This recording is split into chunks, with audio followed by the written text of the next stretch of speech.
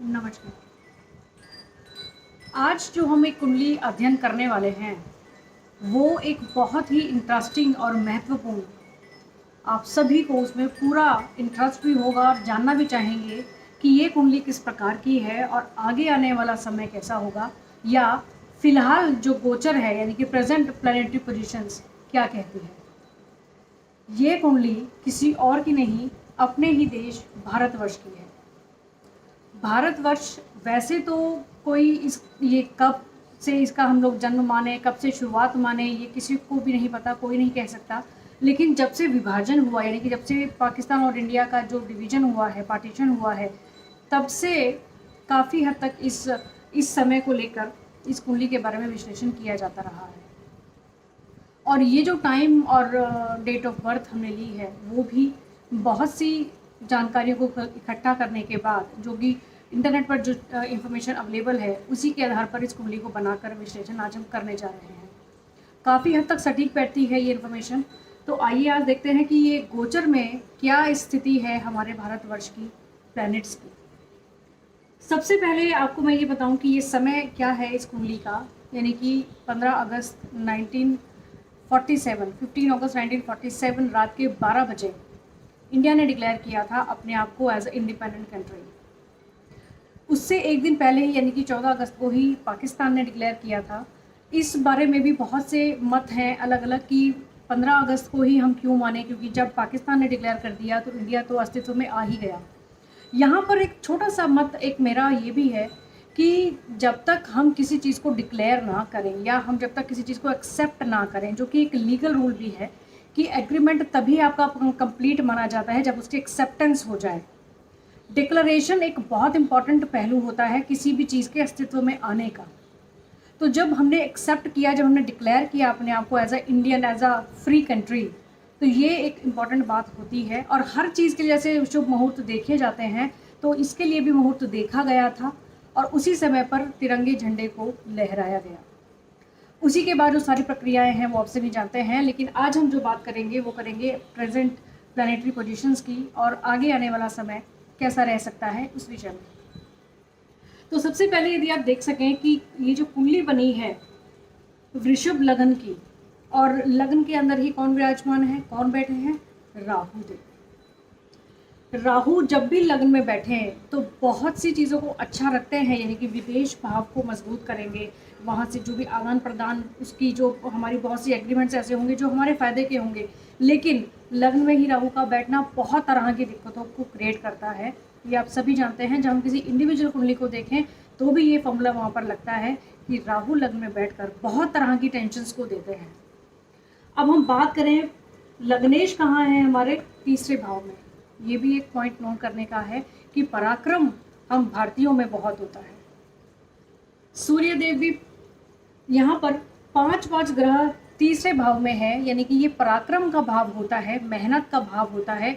ये स्ट्रगल तो करवाता ही है, लेकिन मेहनत भी बहुत अच्छे से करवाता है और उस मेहनत का रिजल्ट भी हमें मिलता है।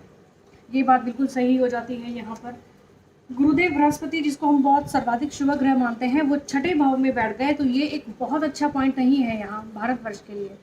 जितनी भी शिक्षा, ज्ञान, जो भी जितनी अच्छी क्रीमी लेयर है, वो सभी छठे भाव से अगर हम देखें शिक्षा के भाव को, तो वो सीधी विदेश भाव को देखते हैं गुरुदेव बृहस्पति, जिसका कि एक्सपोर्ट हो जाता है, जो कि इंडिया से बाहर चली जाती है। साथ ही साथ देखिए, जब इंडिया ने फ्रीडम एक्सेप्ट किया, जब ये एक इंडिपेंडेंट कंट्री बनकर अस्तित्व में आया, तो उस समय शनि की महादशा थी। शनि की महादशा के बाद और महादशाएं आई, उसके प्रकार से उसका इफेक्ट उनके ऊपर होता रहा।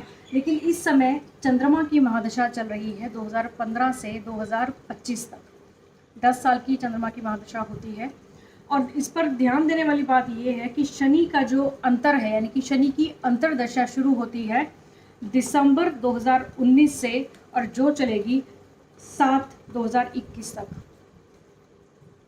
शनि की अंतरदशा आते ही किसी ना किसी प्रकार का भय, रोग, आक्रांत, ये सब शुरू हो गया। चंद्रमा और शनि का जब भी मिलन होता है, दृष्टि संबंध हो जाए, युति हो जाए, तो इस प्रकार की स्थितियां, कलह का होना, रोग का होना, मन का अशांत होना, भयभीत होना, बिल्कुल निश्चित हो जाता है, जिसको कि हम विष दोष के नाम से जानते ही हैं। तो यहाँ पर भी कुछ इस प्रकार की स्थितियाँ बनी कि चंद्रमा जो कि अपने ही घर में यहाँ पर विराजमान है, तृतीयेश होकर चंद्रमा अपने ही घर में है लेकिन शनि की युति में है, तो ये विष दोष बन गया। सूर्य के साथ है तो चंद्रमा को अमावस दोष भी यहाँ लग जाता है। तो तीसरे भाव की जब भी महादशा या अंतरदशा आती है किसी जातक की कुंडली हो तब भी, तो वो भागदौड़ स्ट्रगल ज़्यादा करवाती है। तरल पदार्थों का भी यदि विचार करना है तो चंद्रमा से किया जाता है। तरल पदार्थों की यदि हम यहाँ पर बात करें तो तरल चीज़ों में जैसे डीजल पेट्रोल वगैरह भी आते हैं, तो इनकी यदि हम बात करें तो इनके दाम भी इस महादशा में सर्वाधिक बढ़े हैं, नॉर्मल से थोड़े ज़्यादा बढ़े हैं। साथ ही साथ में बात करें तो चंद्रमा की महादशा शनि का अंतर, ये अपने आप में ही बहुत तरह की दिक्कतों को देने वाला हो ही गया, जो कि चलेगा अभी 2021 तक, यानी कि ये साल ऑलमोस्ट ऐसा सब कुछ जाने वाला है। अब आगे तो आने वाला समय की हम बात कर ही लेंगे, लेकिन फिलहाल इस समय में प्लैनेट्स क्या कह रहे हैं उस पर एक नज़र मार लेते हैं। मैंने पूरे दिन में एक पूरा चिट्ठा तैयार किया है कि कब कब कौन ग्रह कब गोचर करेगा, और इस गोचर को ध्यान करते हुए हमें मुख्य तौर पर यानी कि मेन हमें राहु, शनि और गुरुदेव बृहस्पति, इन 3 प्लैनेट्स को ज़रूर ध्यान देना चाहिए कि ये कब किस प्रकार की चाल को चलेंगे, कब इनका गोचर या ट्रांजिट किस राशि में होगा, कब ये वक्री होंगे, कब ये मार्गी होंगे, क्योंकि ये 3 ऐसे प्लैनेट्स हैं जो सबसे ज़्यादा किसी एक राशि पर रहते हैं। बाकी के जो प्लैनेट्स हैं यानी कि शुक्र, मंगल, बुध, सूर्य, ये बहुत जल्दी राशि परिवर्तन कर लेते हैं 1 महीने में, 40 दिन में, और जो चंद्रमा है वो बहुत ही जल्दी यानी कि 2.25 दिन में ही राशि परिवर्तन कर लेते हैं। तो इनका बहुत ज़्यादा, क्योंकि 1 या 2 दिन या 1 महीना तक गोचर में इफेक्ट रहता है, लेकिन ये 3 ऐसे ग्रह हैं जिनका गोचर में ज़्यादा ध्यान देना ज़रूरी है। तो आज मेनली हम इन 3 ग्रहों के बारे में ही बात करेंगे कि इन तीनों का गोचर क्या कहता है कि आगे आने वाला समय कैसा रहेगा। सबसे पहले आप ध्यान दें इस बात को कि इस समय में भी राहु और शनि चंद्रमा के नक्षत्र में गोचर कर रहे हैं, जो कि है श्रवण नक्षत्र में। अब शनि का ही अंतर जब चंद्रमा की महादशा में हो, इन दोनों की युति यहाँ पर हो गई है, ये एक खराब सी स्थिति है, विष दोष का निर्माण यहाँ हो गया। और गोचर में यदि हम बात करें, नक्षत्रों का बहुत ज़्यादा इफेक्ट होता है, बहुत प्रभाव होता है कि कौन सा ग्रह किस नक्षत्र में बैठा हुआ है, लग्न में कौन सा नक्षत्र है, किसी भी और भाव में किस प्रकार के नक्षत्रों का प्रभाव है। तो राहु और शनि जो दोनों ही पाप ग्रह हैं, और किसी पहले वीडियो में भी आपने इस बात को ध्यान दिया होगा कि शनि और राहु दोनों ही क्योंकि गोचर में बली हैं, स्वग्रही हैं या उच्च राशि में हैं, तो इस वजह से 2 पाप ग्रहों का जब गोचर में उच्चस्व हो जाए, बली हो जाए, तो उनका क्रूर प्रभाव ही ज़्यादातर वो गोचर में देते हैं। तो इसी स्थितियों को यहाँ पर देखते हुए शनि और राहु महादशा अंतरदशा में और साथ ही साथ नक्षत्र में भी चंद्रमा के साथ हैं, तो ये मन को अशांत करना, यानी कि ये किसी इंडिविजुअल कुंडली न को नहीं है, पूरे भारतवर्ष की कुंडली है, तो पूरी आपदा का यहाँ होना एक स्वाभाविक सगुण यहाँ पर बन जाता है। दूसरी बात हम यहाँ ध्यान दें तो जो गुरुदेव बृहस्पति हैं, जो अपना शुभ प्रभाव देने में सक्षम है, बहुत सी चीज़ों को कंट्रोल करने के लिए माने जाते हैं, अपना शुभ प्रभाव देते हैं। अब ये गोचर करने वाले हैं राहु के नक्षत्र में 22 मई से 26 जुलाई तक। शतभिषा नक्षत्र जो कि राहु का नक्षत्र है, इसमें गुरुदेव बृहस्पति गोचर करेंगे। अब यहाँ जब गोचर राहु के नक्षत्र में हो गया तो गुरुदेव बृहस्पति का भी संबंध राहु से हो जाएगा, तो कुछ शुभता में कमी आएगी, लेकिन यहाँ कुछ पॉजिटिव इफेक्ट क्या होंगे, किसी भी तरह की कन्फ्यूजन यदि माइंड में होगी कि हम सभी के या सरकार के, उस चीज़ों को वो सुलझा सकते हैं। कोई गलती इस प्रकार की हुई होंगी तो उन गलतियों को सुधारने का समय ये होगा कि कुछ ऐसे स्टेप लिए जाएं जो कि आगे हमें शुभता की ओर यानी कि पॉजिटिव इफेक्ट्स की तरफ ले जाएं। साथ ही साथ जब गोचर का विचार करते हैं तो तारा चक्र एक ऐसी चीज़ है जिसको भी ध्यान में रखना चाहिए कि तारा चक्र आपका क्या कहता है, वो भी नक्षत्रों से संबंधित है।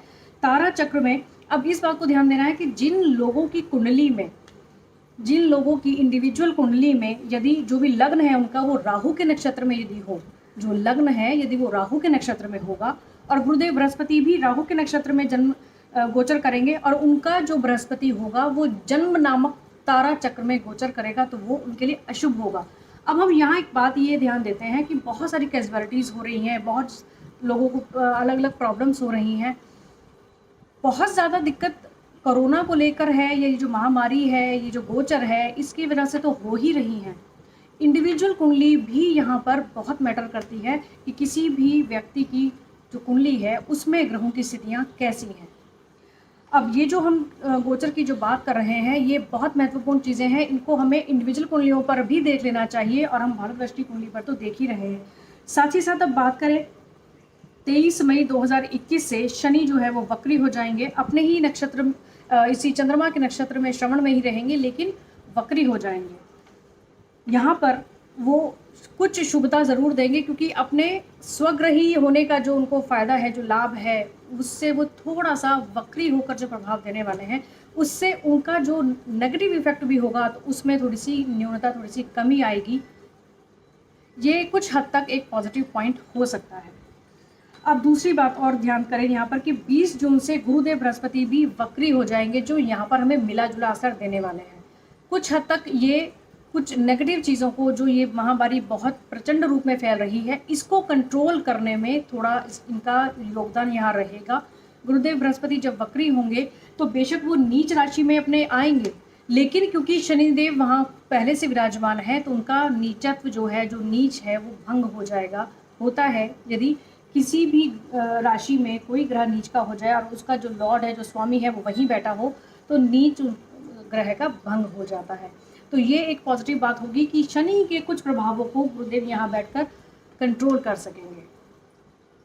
14 सितंबर से गुरुदेव जो है वो मकर राशि में गोचर ही कर लेंगे, यानी कि इस मकर राशि में वो आ ही जाएंगे, आकर बैठ ही जाएंगे, जो कि इस समय कुंभ राशि में बैठे हैं, लेकिन मकर राशि में प्रवेश कर जाएंगे। तो यहाँ पर शनि के बहुत से प्रभावों को वो कंट्रोल करने में हमें सक्षम बनाएंगे और बहुत सारी चीज़ों को शुभता प्रदान करेंगे अपनी।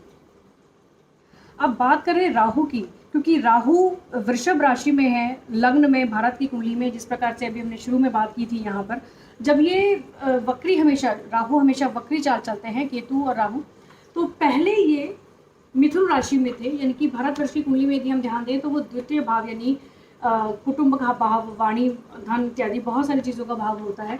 लेकिन यहाँ बैठकर वो सीधा अष्टम भाव को जब उन्होंने देखा तो ये मृत्यु भाव या मृत्यु तुल्य कष्ट या रोग, जो दीर्घकालिक रोग इत्यादि होते हैं, यानी कि कष्टकारी भाव को राहु सीधा जब देखते हैं तो कोई ना कोई दीर्घ चलने वाले रोग जरूर प्रदान करते हैं। इंडिविजुअल कुंडली में भी इसी प्रकार से देखा जाए और भारतवर्ष की कुंडली को यदि हम देखें तो यहाँ पर राहु का जो गोचर था मिथुन में, तब से कोई ना कोई प्रॉब्लम्स देना उन्होंने शुरू किया। और अब जब गोचर उनका लग्न में हुआ तो बहुत तरह की कन्फ्यूजन कि कब क्या हो रहा है, किस प्रकार से बीमारी बढ़ जाती है, ये महामारी किस समय थोड़ी डाउन आ जाती है, कब ये प्रचंड रूप ले लेती है, कुछ समझ में नहीं आता। राहु को एक छलिया ग्रह भी कहा जाता है, एक छाया ग्रह भी कहा जाता है। ये कब क्या करें, इसको समझ पाना थोड़ा सा मुश्किल हो जाता है यदि गोचर इनका इस प्रकार का हो जाए। जिस भी ग्रह के साथ बैठते हैं उन्हीं के प्रभाव को कम कर देना या उन्हीं के जैसे प्रभाव को ले लेना, ये एक अलग टॉपिक हो जाएगा। लेकिन लग्न में राहु का बैठना बहुत अच्छी बात नहीं। यहाँ अब ये देखें कि ये राहु लग्न में कब तक बैठेंगे, तो ये बैठेंगे 12 अप्रैल 2022 तक। 12 अप्रैल 2022 को सुबह 10:30 बजे राहु गोचर करेंगे मेष राशि में, जो कि भारतवर्ष की कुंडली में द्वादश भाव में हो जाता है। राहु का द्वादश भाव में बैठना भी बहुत अच्छा नहीं कहा गया, लेकिन ये बिल्कुल डिपेंड करता है कि मंगल की स्थितियाँ कैसी बनेंगी, गोचर किस प्रकार का कब कब होगा, और साथ ही साथ में डिग्री किस प्रकार की होगी राहु की। साथ में ये भी देखें कि बाहरी आक्रमणों से हमें थोड़ा बचकर रहना होगा। राहु का द्वादश भाव में बैठना एक ये भी इंडिकेशन है कि या तो बाहरी जो कंट्रीज, जो मित्र देश हैं हमारे, उनके साथ जो ट्रीटीज़ होंगी, जो कॉन्ट्रैक्ट्स होंगे, वो एक बहुत अच्छी तरह के होंगे। व्यापार से संबंधित बहुत अच्छी संधियां हो सकती हैं।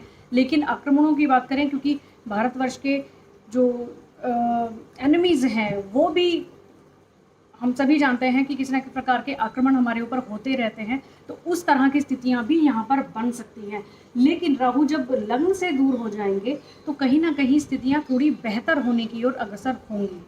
लेकिन अब ये माने कि ये पूरा साल 2021 और स्टार्टिंग का 2022 अप्रैल तक का समय कुछ इस प्रकार का है कि हमें बड़े ध्यान से सोच समझ कर चलना चाहिए। बीच बीच में जब गुरुदेव बृहस्पति मार्गी और वक्री हो रहे हैं, शनिदेव भी मार्गी और वक्री हो रहे हैं, तो यानी कि ये साल पूरा अप एंड डाउन वाला ज़रूर रहेगा।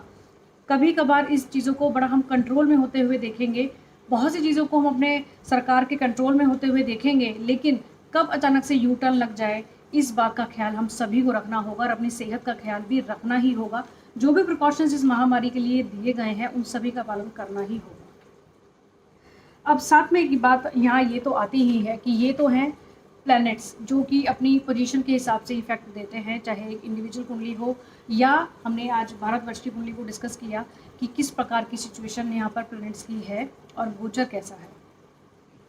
साथ ही साथ में इस महामारी के दौर में एक बात ज़रूर सीखने को मिलती है, कर्मों पर भी ज़रूर ध्यान दें। आपने, अब मैं यदि भारतवर्ष का ही एक एग्जाम्पल आप सभी के सामने रखूं, यहाँ पर हमेशा सद्भावना की बात की जाती है, तो जितने भी आक्रमण कभी भी हम पर हुए हैं, हमेशा जीत भारत की हुई है। जहाँ पर सद्भावना है, अच्छे कर्म है, जीत वहीं होती है। आज के लिए आगे दीजिए, आज के लिए बस इतना ही। अगले वीडियो में ज़रूर किसी न किसी और कुंडली के साथ हम ज़रूर मिलेंगे। और आज के इस विश्लेषण में यदि आपको भी कुछ ऐड करना हो तो कमेंट सेक्शन में आपका भी स्वागत है। और ये सभी के लिए हमारी दुआएं होंगी कि हम सभी खुशहाल रहें और जल्द से जल्द इस बीमारी से हमें छुटकारा मिले। नमस्कार।